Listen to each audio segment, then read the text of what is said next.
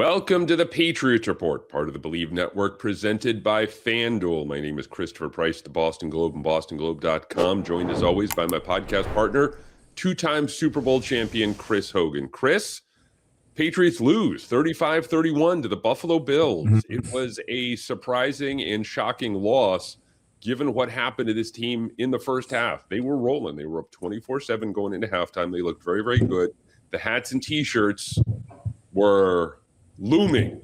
The division title was looming.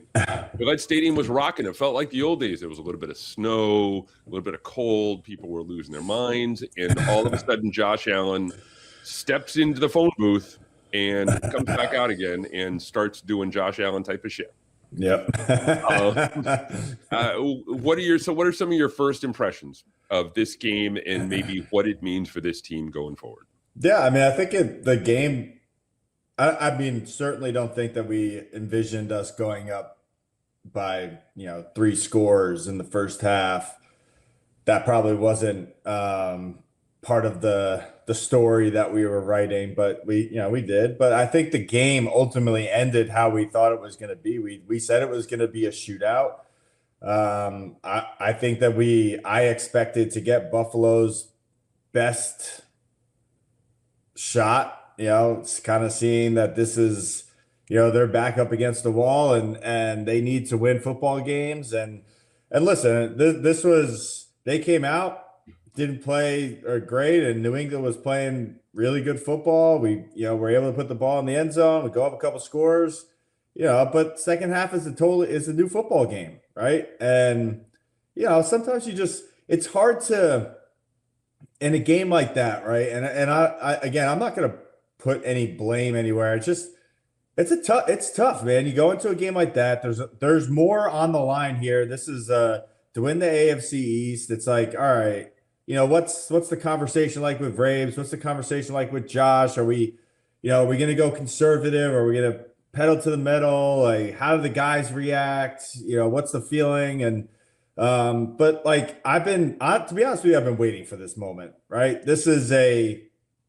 And I was listening to Bradbury's press conference, and he said it was like, this was almost the best thing that could have happened to us, right? You get into a season or you get on a winning football team and you just get so accustomed to winning.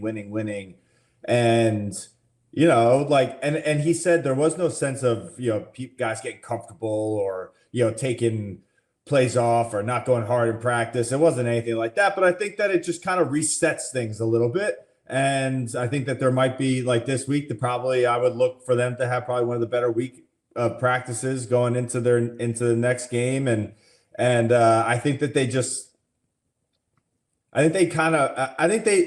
don't want to say that they needed this because nobody wants to lose a football game, but like this wasn't a game where Buffalo came in and just blew us out and we played bad football. That wasn't the case. Yeah, sure. Could we have done some things differently on offense and defense and all around? Like, yeah, but like this is football, guys. Like, what is everyone losing their minds about? Like, we won. How many games did we win last year?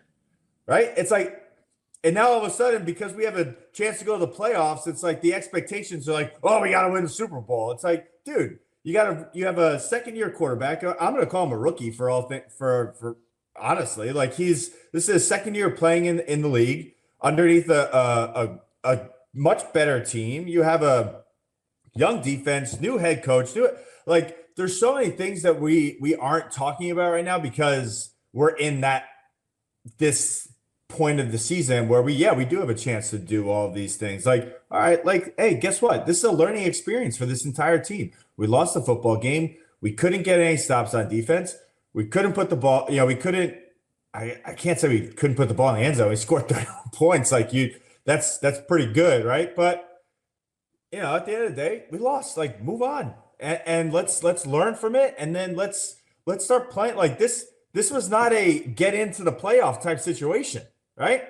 Like, we're most likely going to be in the playoffs. Let's learn from it and let's get better. And then, when push comes to shove and things are really on the line, like then we could sit here and get pissed off at people and start playing the blame game. But like at this point, it's like, okay, cool. Like Buffalo, that's a good football team. That's an MVP quarterback. And guess what? He played like it in the second half.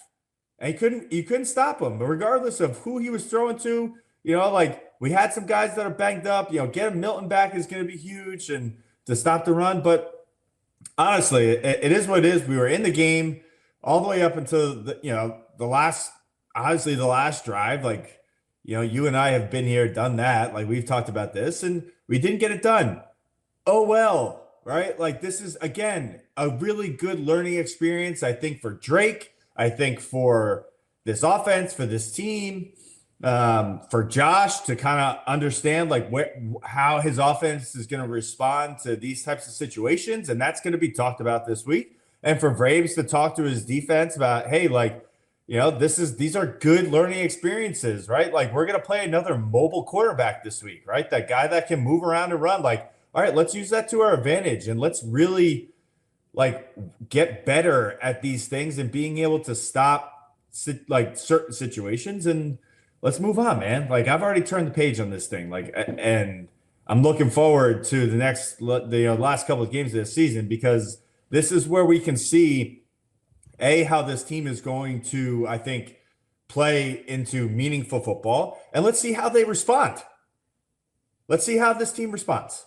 Mm-hmm. Nobody knows. We can sit here and talk about what they did on third down and couldn't get off the field, and the refs horrendous freaking calls that they just like, we found the new Chiefs because we're gonna keep Buffalo in the game. But I'm not gonna sit here and talk about that because that would be a waste of my time.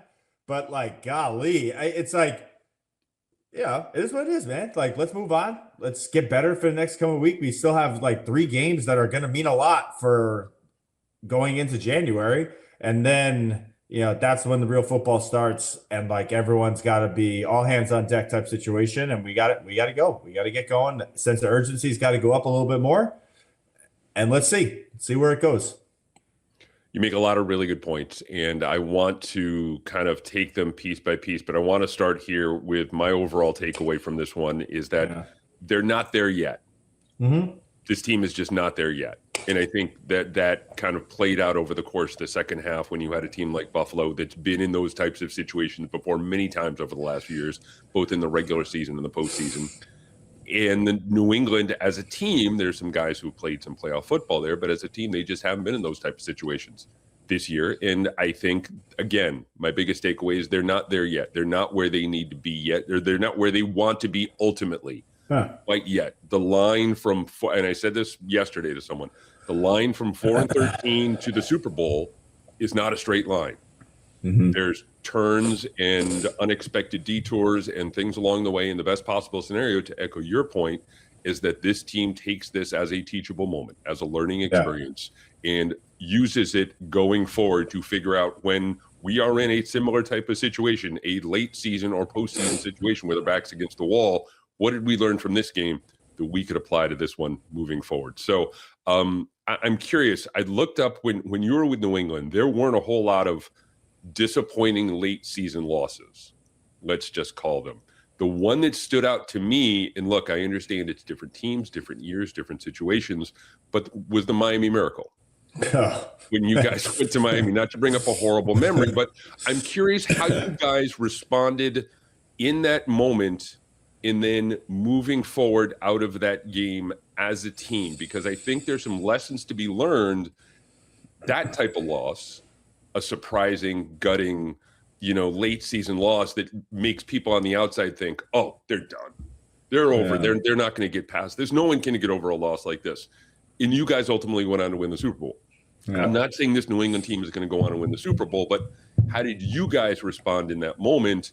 And are there lessons in your experience there that they can kind of learn over the course of this week when it comes to preparation and moving into this Baltimore game?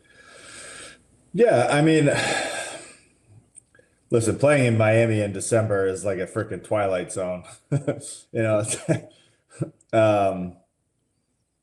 But yeah, I do remember that game. What I can tell you is we on that team over the years that I played and every single Super Bowl that I played in, we had a group of leaders on that team that kept everyone focused. And we were competitors, man. I mean, listen, we go out there and we're going to try to win, and we want to win, and we're going to do everything we can to win every single football game. Did we take that loss tough? Yeah, sure we did, because we lost in the last freaking play of the game in a fashion that's going to be replayed, as labeled the Miami Miracle for forever, right? It's like, great.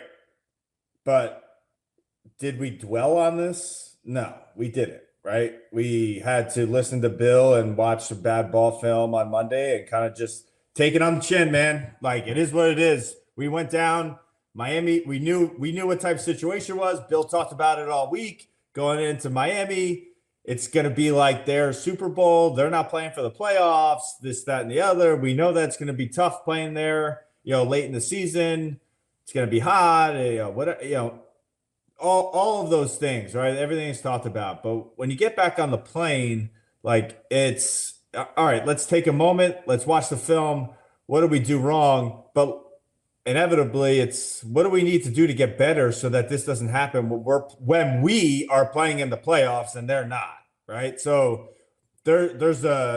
I can see, and we all can see in all those years at any point, right, during the season, it's like, okay, I can see at the end of the tunnel here, right, and where we're going and the path to get there. So for this team, it's okay, great.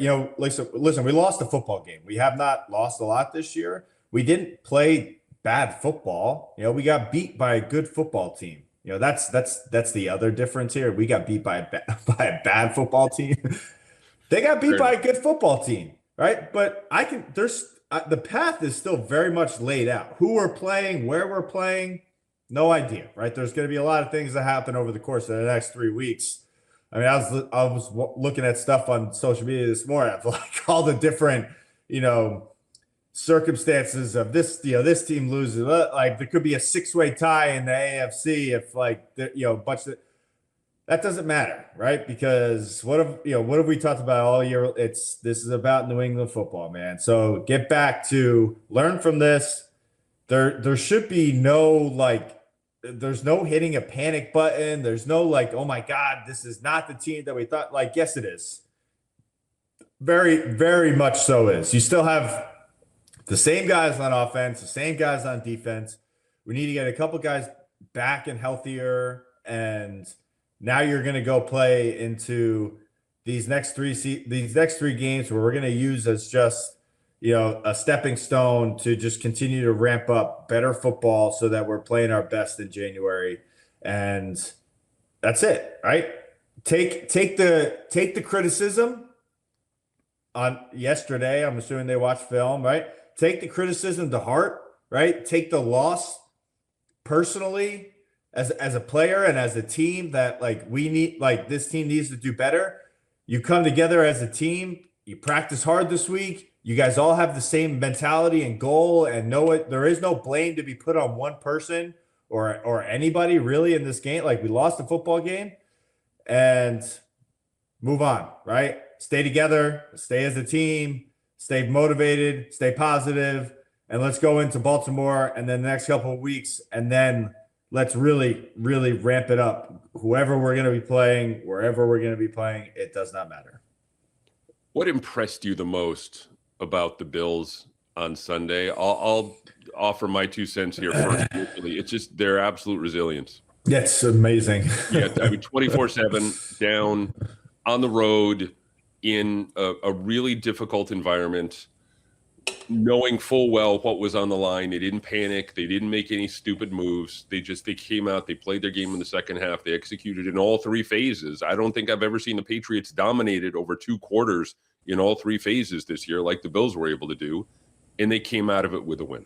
Yeah. I mean, they did the same thing the week before too, and yeah, I mean, if you want to say anything about the Bills, it's the resilience, man. They don't give up, and Josh Allen he's a competitor, man. I mean, there's literally, I can't tell you that there's really ever been a time over the course of the years where he's really kind of established himself as one of the better quarterbacks in this league. It's just like with him there, regardless of who he's throwing to or what situation they're in, you got to just think that they're just not out of a football game, no matter what. And he has shown it time and time again, man, that his team has the ability to be in every single football game, regardless of where they are at on the scoreboard.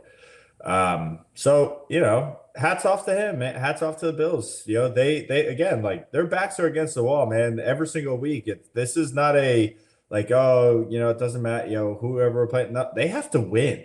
And they probably have to win the next three games as well to even have a chance to get in the playoffs. So they came out, they did not give up, and regardless of what happened in the first half, they came out, new half, and they dominated, right? I mean, every single possession, I think, ended in the end zone, right? So that's up for them to build off of and move forward with. And that's a good football team. Again, I think that it's a better type situation for us. Like, it's not like we were playing against the Jets for the AFC Championship, right? Or it's like we sit here on Tuesday morning and we're like, God, like that's a bad loss. We are not going to talk about that. That is a loss to a good football team that needed to win, and we were not able to get it done the entire way through. And great. I think it's an unbelievable learning lesson for this football team. I think it's really good for Drake to kind of be in that type of situation where, like, he hasn't really had to deal with a ton of adversity with the ball in his hands at the end of the game. Meaningful games, right? He's been in games last year, but it's like, I don't really count last year as a year. This year, he hasn't really been there. So I think it was good for him to feel that, right? To feel that pressure and to feel that, that those gotta have it type situations where it's like, okay, it's fourth down, and I think it's good for Josh.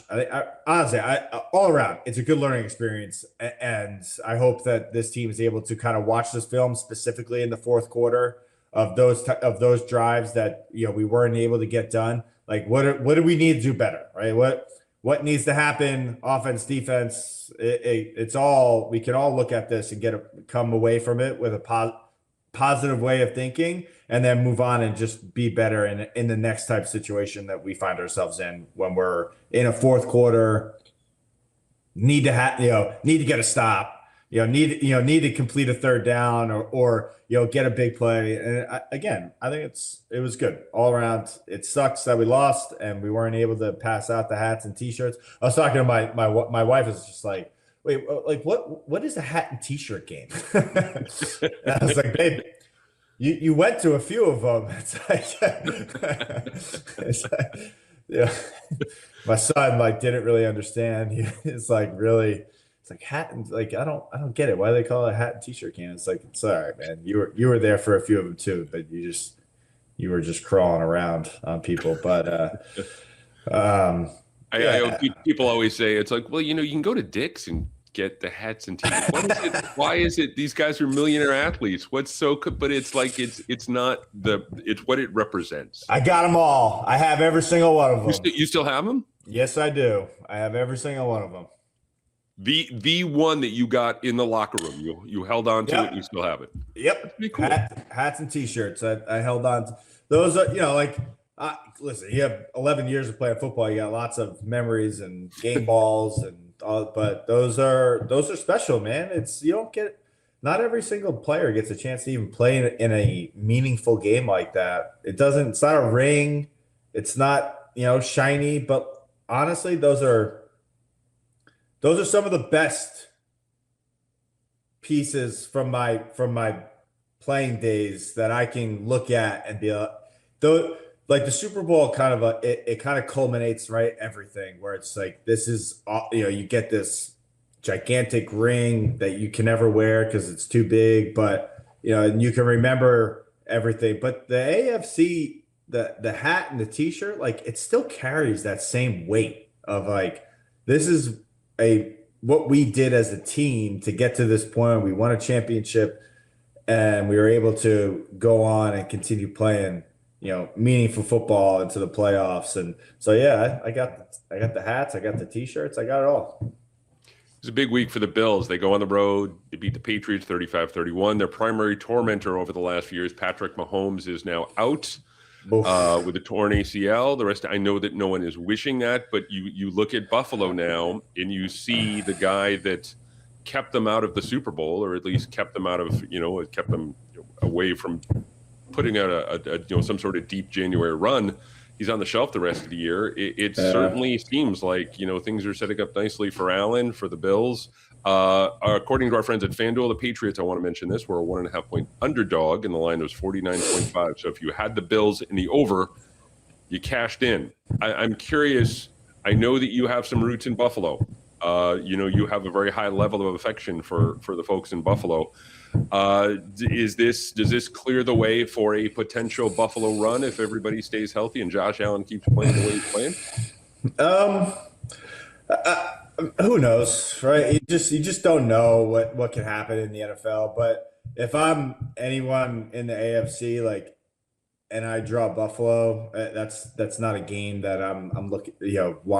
That's not a team. I think amongst all the teams in the hunt for the AFC, that is probably the one team that I don't want to play because of who they got at quarterback. To be honest, honestly, how about a Patriots Bills AFC Championship game? Oof. 3 times? That'd be great. That would be. I'd sign up for that. Yeah, I'd probably make the trip for that one, wherever it is. That'd be something I think I need to watch in person. That would be pretty cool, to be honest with you. That would be cool. I think if that were to happen, the hype behind that game would be at all-time hype behind that game. But yeah, I mean, again, the other Bills still got a lot of work in front of them, regardless of who they're playing. They got to go out and play, win football games, and anything can happen. As well as I know, these next couple of games, it's sure you're not gonna play Patrick, but it doesn't matter. If these teams are gonna come out and try to ruin anyone's season, they're gonna and beat a team that needs to win, that's what they're talking about. So you gotta think that you're gonna get guys' best shots, right, for the next 3 weeks until they go on their little vacation and watching football from home. They're gonna give. I mean, at least that's how we talked about it in Buffalo while I was there. It's all right, let's go out and ruin somebody's chance to get to the playoffs, and they got to keep their head on straight and kind of keep going forward here because everyone's going to be really trying to get that done. But yeah, I mean. It's Josh Allen's a good football player. I don't know what to say. I will say this, man.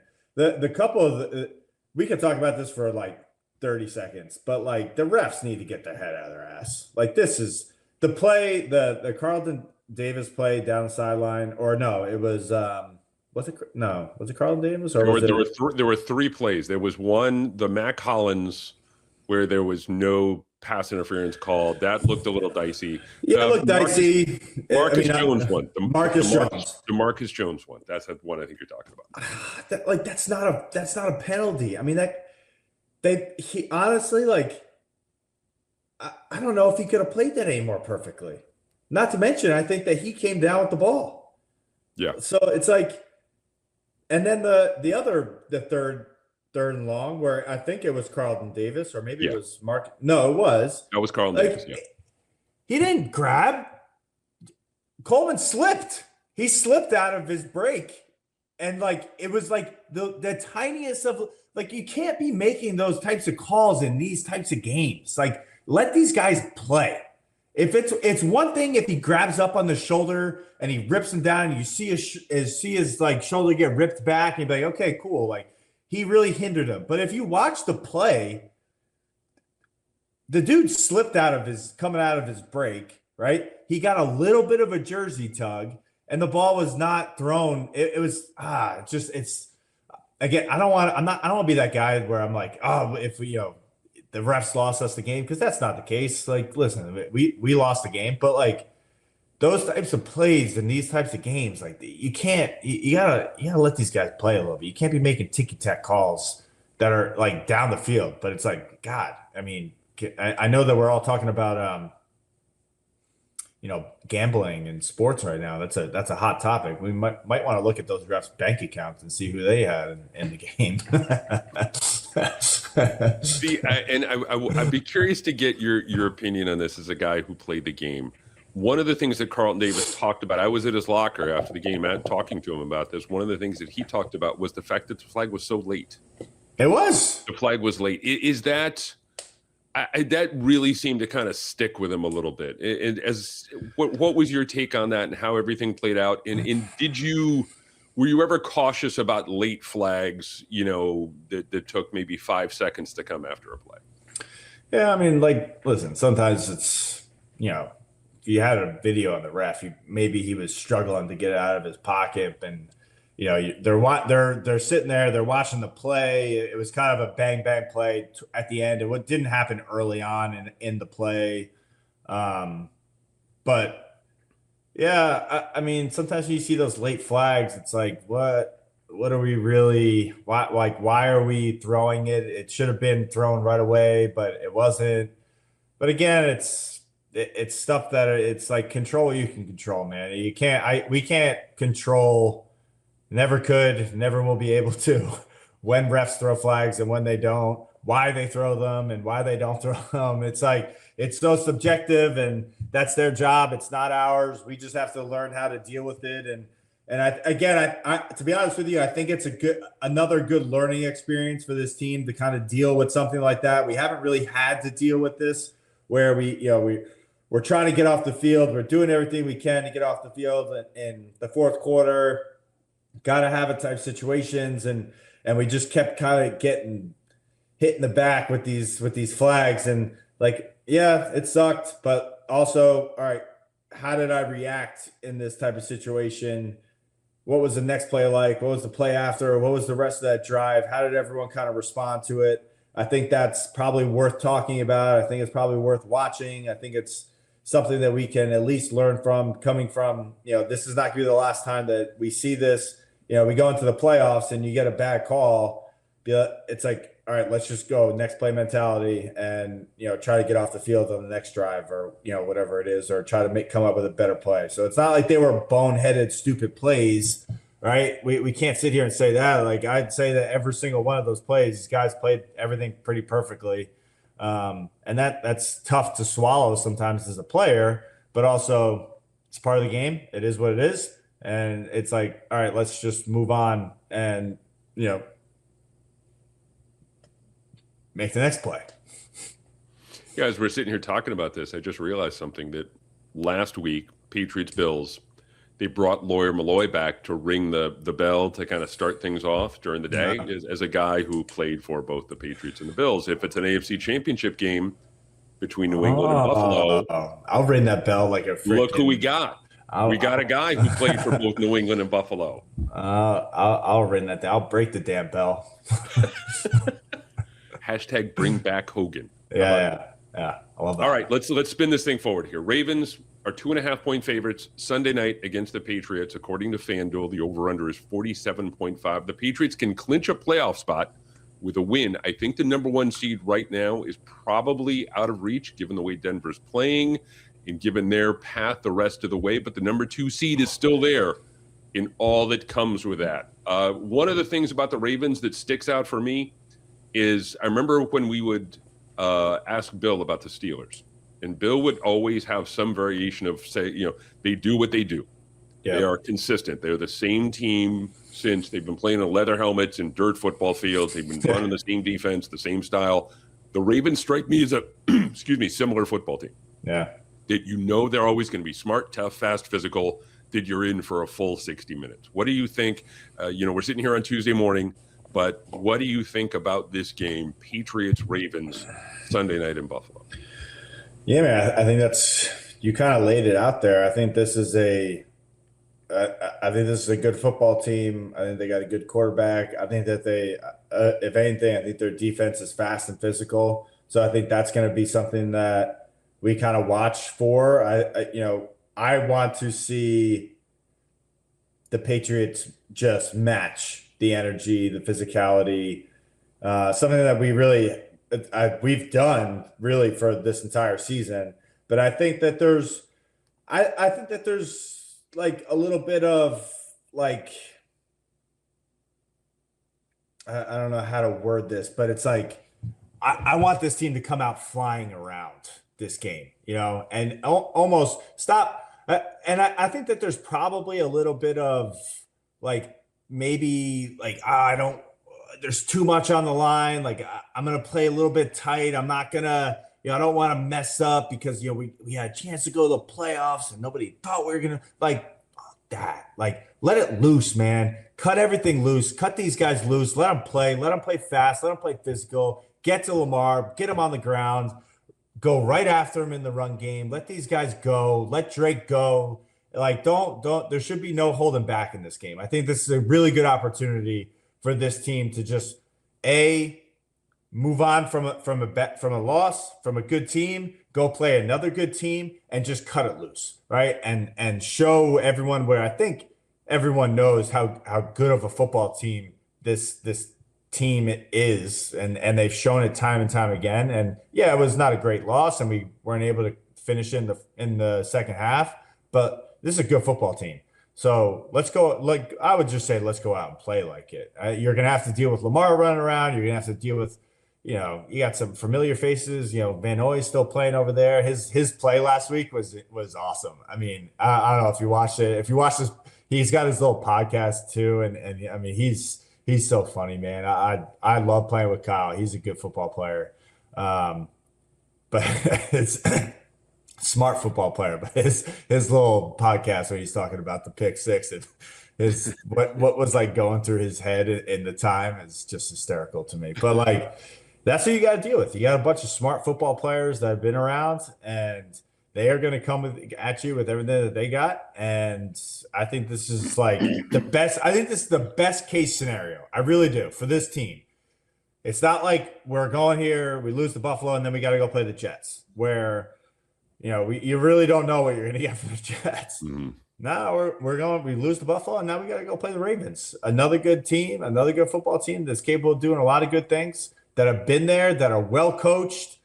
Like John Hart, like he's been there, man. This team is a well coached football team. So I think this is really good for us, regardless of whatever the outcome is. This is just another good learning experience for this team to come off a loss where we definitely should have done a lot of things, where we probably should have won the football game, judging on how things went in the first half.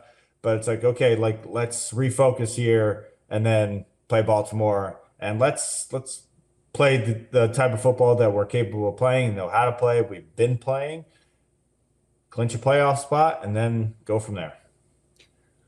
This is kind of an open-ended question, which means there's no real wrong answer here. But I ask you this because I've grown really curious over the last week, and because expectations have really changed around this team dramatically since the start of training camp. What would you constitute as a successful season? And I'm putting on my quote fingers here when I say this, successful season for this Patriots team. What sort of finish would make you say, yeah, you know what, 2025, this was a really successful year for this football team?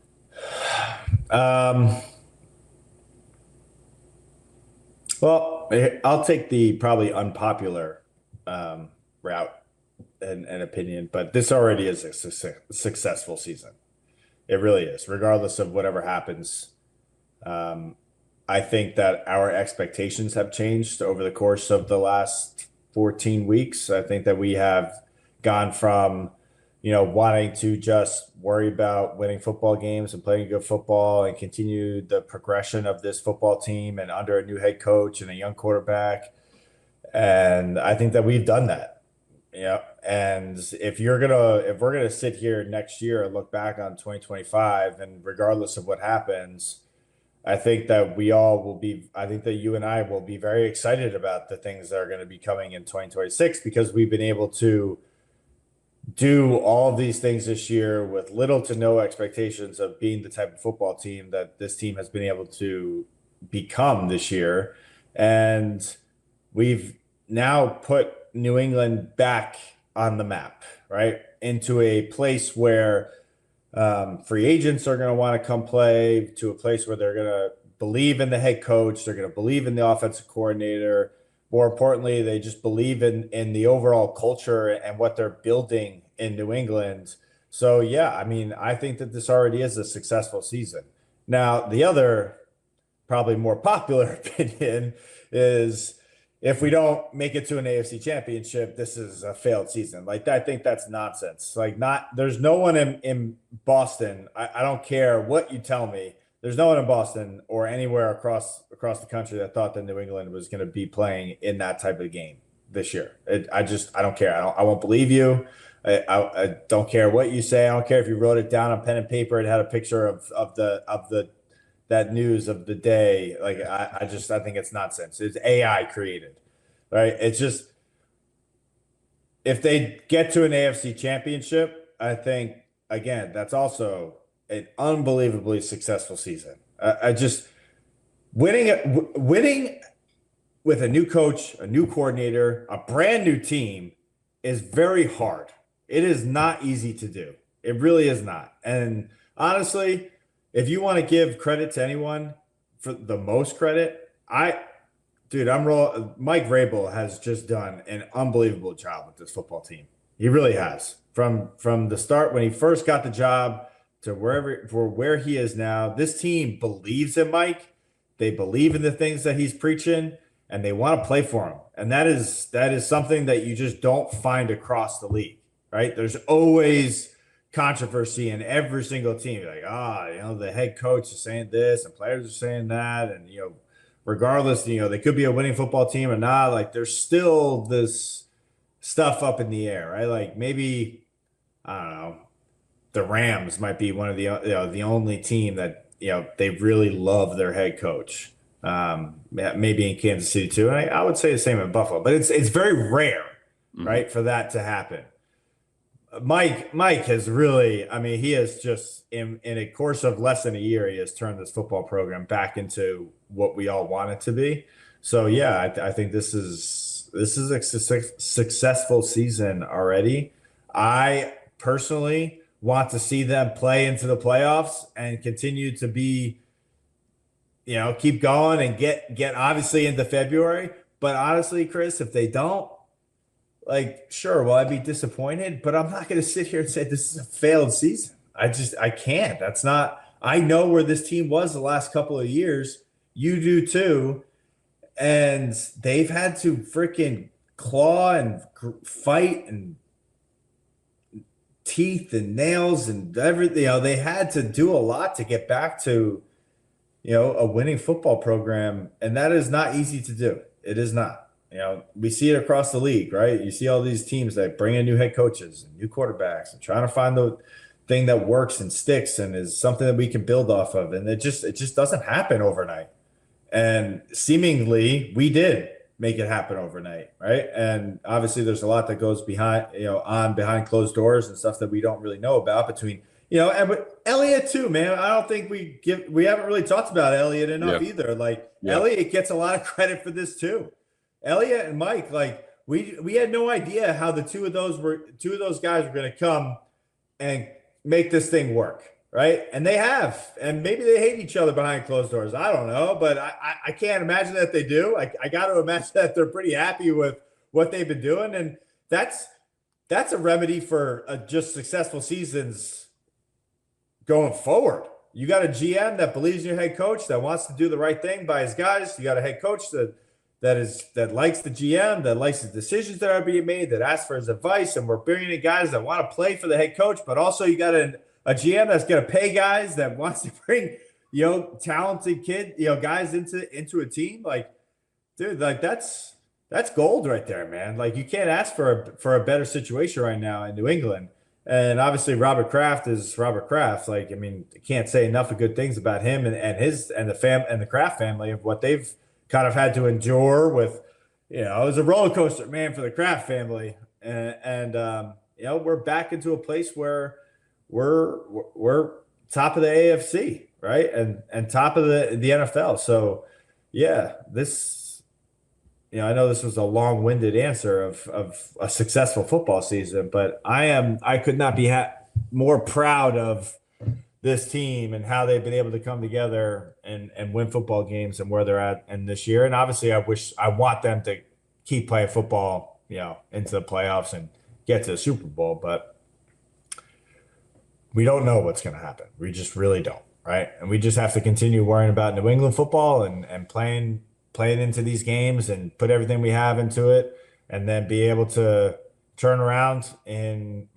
March and April, all of them be able to look themselves in the mirror and say, I gave everything I had. I put everything into this season. Doesn't matter where we ended up. If you end up, in February holding the Lombardi Trophy, great. No one nobody believed that was going to happen. But if you don't and you get to a playoff game, like that's something to be pretty proud of. Success can be measured in a lot of different ways. That's one of the things that I've found when I've asked this question of people. And I think a lot of people share your overall sentiment that, look, regardless of how it finishes, and a lot of it depends on how it finishes, but I think regardless of how the season ends, a lot of people still consider this at this point a successful season for the 2025 Patriots. I think they'd be more than willing to take a playoff victory. I think, regardless of how that comes, if it's a wild card win, if it's a win in the divisional round, whatever the case may be. But I think really when you kind of start to separate it and, you kind of look back on this year, I think it's a successful season by most estimations. So we will see how New England bounces back this weekend in Buffalo. Patriots Ravens Sunday night at 8:20. Chris Hogan, as always, my friend, take care, and we will talk to you again very, very soon.